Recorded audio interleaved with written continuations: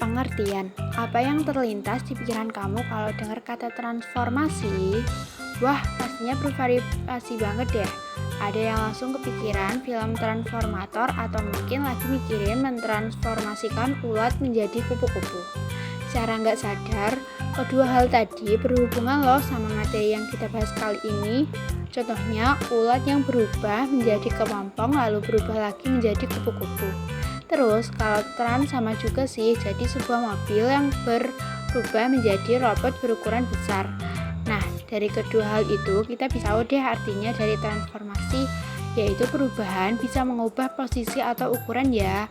Terus, arti geometri apa dong? Geometri itu sesuatu yang berhubungan sama titik, garis, atau bidang. Jadi, bisa disimpulkan nih bahwa transformasi geometri adalah suatu perubahan posisi atau ukuran pada titik, garis, atau bidang. Misalnya posisi awal X, Y ketika mengalami transformasi posisi menjadi X arsen dan Y arsen. Jenis-jenis transformasi geometri ada 4, yaitu 1. Terjemahan atau pergeseran, 2. Refleksi atau pencerminan, 3. Rotasi atau perputaran, dan 4. Dilatasi. Yang pertama, terjemahan atau pergeseran. 1. Terjemahan atau pergeseran.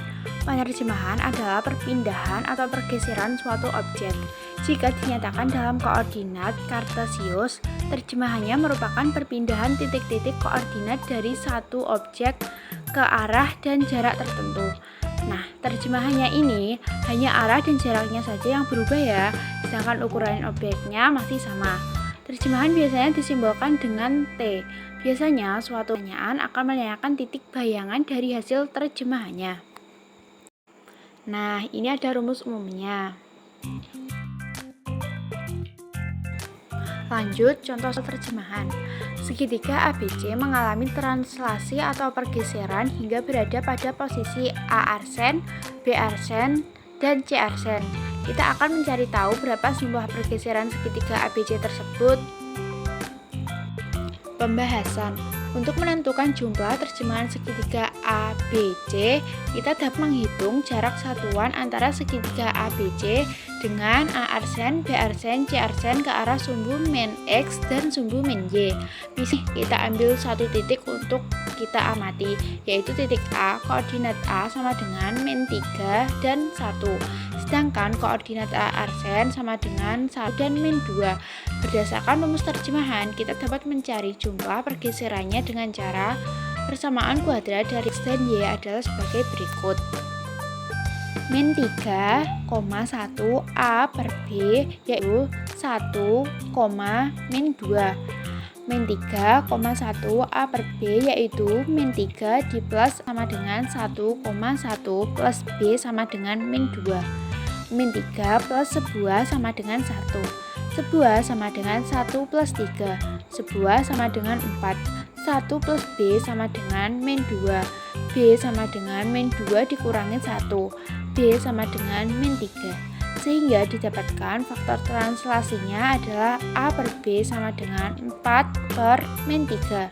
Artinya segitiga ABC bergeser 4 satuan ke arah sumbu min X positif, A sama dengan 4 dan 3 satuan ke arah sumbu min Y negatif, B sama dengan min 3. 2. Refleksi atau pencerahan. Siapa sih yang gak pernah bercermin? Aku mah rajin banget bercermin. Refleksi adalah perpindahan titik koordinat suatu objek ke arah dan jarak tertentu. Namun perpindahannya bersifat seperti cermin. Bayangkan bukan? Intinya konsep dari refleksi atau pencerminan ini sama aja dengan sifat di cermin datar. Sifat-sifat refleksi. 1. Sumbu min X atau sumbu min Y dianalogikan sebagai pusat refleksi antara bayangan dan benda asli. 2. Jarak titik asal objek dengan cermin sama dengan jarak titik akhir atau bayangan objek dengan cermin. 3. Garis yang menghubungkan titik objek dengan bayangannya akan selalu tegak lurus dengan cerminnya. Jika titik dicerminkan terhadap sumbu min X, maka garis penghubungannya tegak lurus menuju sumbu min X. Jika titik dicerminkan terhadap sumbu min Y, maka garis penghubungannya juga tegak lurus terhadap sumbu min Y. Rumus umum refleksi. Yang pertama, rumus umum refleksi. Refleksi terhadap sumbu min X. Jika suatu titik X, Y direfleksikan ke sumbu min X, maka koordinat Y arsen merupakan lawan dari koordinat Y, sementara koordinat X tetap. Bisa dilihat dengan gambar di sini. Persamaan kuadrat dari A, X, Y adalah keterangannya A sama dengan titik A arsen sama dengan hasil pencerminan dari titik A, X sama dengan titik yang tepat pada sumbu min X, Y sama dengan titik yang terdapat pada sumbu min Y, P sama dengan pencerminan yang dilakukan terhadap sumbu min X. 2. Refleksi terhadap sumbu min X. Sebaliknya, jika suatu titik X, Y direfleksikan terhadap sumbu min Y, maka koordinat X arsen merupakan lawan dari koordinat X, sementara koordinat Y tetap. Dan ini gambarnya dan keterangannya bisa dilihat ya. Yang ketiga, refleksi terhadap garis Y sama dengan X. Jika suatu titik A, X, Y direfleksikan terhadap garis Y sama dengan X, maka hasil refleksinya adalah A arsen Y, X. Dan ini gambar dan keterangannya. Yang keempat, refleksi terhadap garis Y sama dengan min X. Jika suatu titik A sama dengan X, Y direfleksikan terhadap garis Y sama dengan min X, maka hasil refleksinya adalah A arsen min Y, min X. Ini gambarnya dan keterangannya. Yang kelima, refleksi terhadap garis X sama dengan K. Jika titik A, X, Y direfleksikan terhadap garis X sama dengan K, maka hasil refleksinya adalah A arsen 2K dikurangi X, Y. Dan ini gambarnya dan keterangannya. Dan yang keenam, refleksi terhadap garis Y sama dengan K. Jika titik A, X, Y direfleksikan terhadap garis Y sama dengan K, maka refleksinya adalah A arsen X, 2K min Y. Contoh soal refleksi. Memadukan hasil refleksi titik A 3,5 ke sumbu Y. Pembahasan. Terdeteksi A 3,5. Ditanya A arsen terhadap sumbu min Y. Jawabannya yaitu X sama dengan 3, Y sama dengan 5. Persamaan garis lurus X, Y yaitu P sama dengan A arsen min X, Y. Sebuah 3,5 yaitu P sama dengan A arsen min 3,5. Jadi hasil pencerminan titik A terhadap sumbu min Y adalah A arsen min 3,5. 3. Rotasi atau perputaran.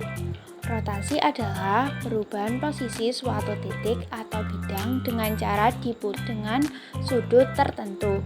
Ini nih yang khas dari rotasi. Dia berpatokan pada sudut untuk mengubah posisi titiknya. Sudut dipakai biasanya sudut 90 derajat, 180 derajat, dan 270 derajat. Harus diingat, setiap terjadi rotasi, ukurannya dan bentuk bidangnya akan selalu sama, tidak berubah-ubah ya. Tapi, kamu juga harus tahu memperhatikan elemen dari rotasi. Apa sih unsur-unsur rotasi itu? Unsur atau sifat-sifat rotasi. Yang pertama, rotasi memiliki arah dan sudut besar. Yang kedua, jika diputar searah jam, sudutnya akan bernilai negatif. Yang ketiga, jika diputar berlawanan arah jarum jam, dia bernilai positif. Jangan sampai kebalik ya. Rumus umum rotasi. Secara umum, rotasi suatu titik dibagian menjadi dua, yaitu rotasi ke titik pusat 0,0 dan rotasi ke titik A, B. Namun, pada level ini kita hanya akan membahas rotasi terhadap titik pusat 0,0. Dan ini rumus rotasi umum yang ada di tabel, dengan catatan sudut positif memandangkan rotasi berlawanan arah jarum jam, sedangkan sudut negatif menandakan rotasi searah jarum jam. Contoh soal rotasi, segi 4 PQRS berkoordinat di titik P 2,-2, Q 4,-1, R 4,-3, dan S 2,4. Tentukan bayangan segi 4 PQRS pada rotasi 90 derajat berlawanan arah jarum jam yang berpusat di titik asal 0, 0,0. Jawabannya, rotasi 90 derajat berlawanan arah jarum jam yang berputar di titik asal. Soal rotasi, segi 4 PQRS berkoordinat di titik P 2,-2, Q 4,-1, R 4,-3, dan S 2,-4. Tentukan bayangan segi 4 PQRS pada rotasi 90 derajat berlawanan arah jarum jam yang berpusat di titik asal O 0,0. Jawabannya, rotasi 90 derajat berlawanan arah jarum jam yang berpusat asal O 0,0. Maka X, Y sama dengan 0,90 derajat, yaitu min Y, X. Titik P 2,2 O, 90 derajat, yaitu P arsen 2,2. Titik Q P, -1 O, 90 derajat, yaitu Q 1,4. Titik R 4,-3 O, 90 derajat, yaitu R arsen 3,4. Titik S 2,-4 O, 90 derajat, yaitu S arsen 4,2. Sehingga diperoleh titik-titik bayangannya adalah P 2,-2, Q 1,-4, R 3,4, dan S 4,2. 4. Dilatasi. Dilatasi adalah suatu transformasi yang mengubah ukuran suatu objek atau benda, bisa memperbesar atau memperkecil. Kalau jenis transformasi sebelumnya kan yang berubah hanya posisinya. Nah, kalau ini dari posisi sama ukurannya yang berubah. Tapi bentuknya tetap sama ya. Unsur-unsur dilatasi. Unsur dilatasi yang harus kamu perhatikan ada dua nih. Yang pertama, pusat dilatasi atau titik acuan. Kalau dari ilustrasi di awal tadi sih, center itu adalah pusat dilatasinya. Yang kedua, faktor skala biasa disimbolkan dengan K. Maksudnya adalah faktor yang menyebabkan hasil dilatasi memperbesar atau memperkecil objek aslinya. Dan ini rumus umum dilatasi.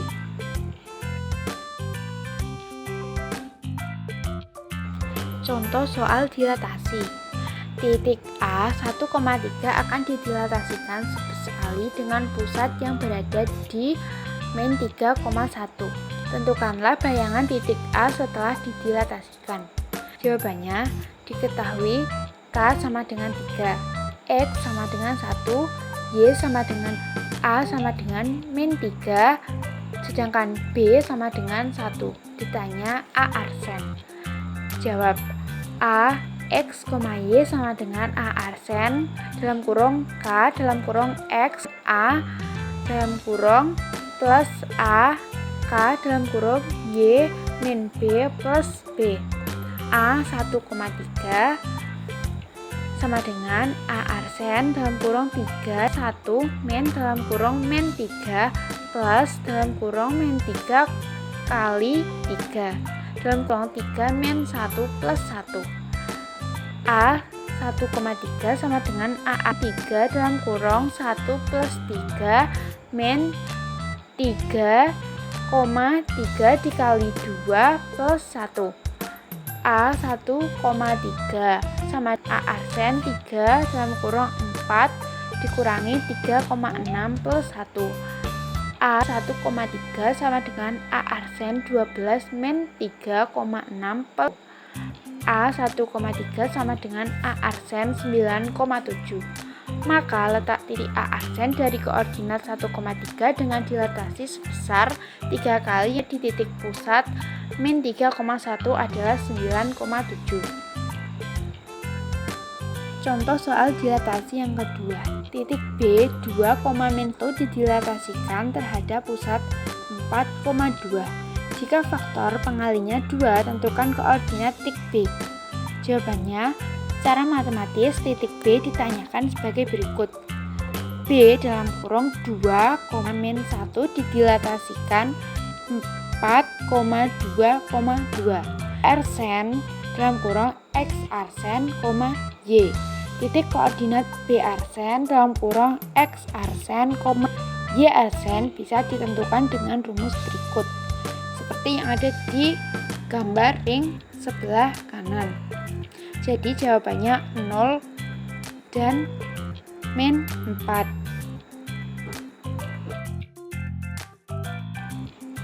Dan ini untuk latihan soal yang berjumlah 10.